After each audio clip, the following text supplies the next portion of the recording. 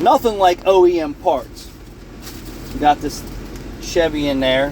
What admission it was to get an oil feed line and a turbo V-bang clamp.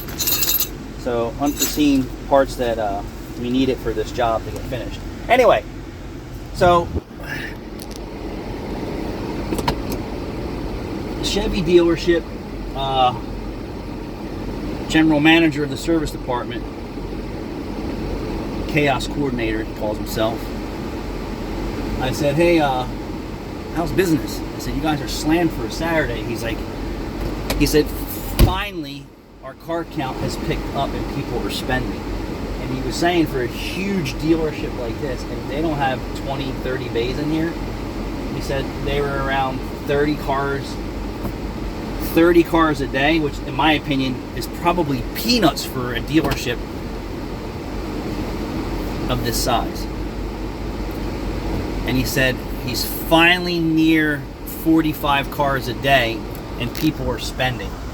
So I tried to relate that, and I tried to explain to him, what it was for me from January to May 15th, or somewhere in that area. I'm gonna say around May 15th. And basically he said the same thing. He's like, people weren't spending, people weren't coming in. Now they're coming in. So for me, I'm trying to put science to, is anything that we're doing marketing wise driving our business system? Or did it just do it all on its own because of consumer confidence? Right? It's the consumers that really control your destiny in most cases. But for a big Chevy dealership like that to see 30 cars a day, and that was off, and he said they like to see 50 cars a day in their shop. And he didn't break it down by product lines. And he said I said, do you need mechanics? He said, I don't need any more lube techs because I need really good guys and I can't find them. And I said, you mean A techs with lots of skill? And he said, yes, A techs with lots of skill. Cannot find those guys. He can find the entry level guy, probably plenty of D-Tech, I call them D-Tech guys, but he can't find enough master techs that are good, and I believe that. So just kind of nice to hear that. Really, I beat myself up for months saying what could I do better, what was I doing wrong.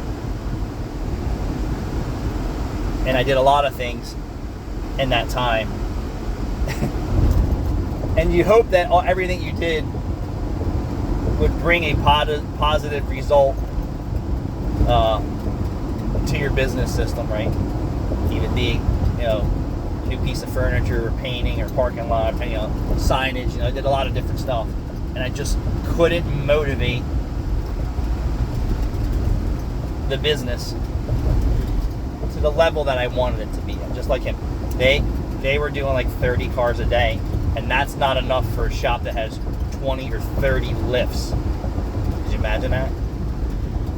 That's filling every lift for 1 hour of the day, right? And if every job took 1 hour, they were out of work, and that makes sense to what Snap-on was saying about dealerships were out of work by lunchtime.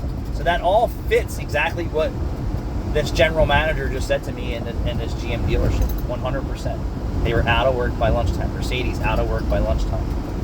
And then now the consumer is spending, and what triggered that? What drove that? What drove those consumers with disposable income to say, hey, I'm going to fix my car now, or I'm not going to buy a new car? And that's the questions. And how do you capture those customers and get them in? Because all the marketing in the world with those guys and our marketing wasn't doing it. Interesting. Good stuff. Let me get this day over with. Thanks for watching.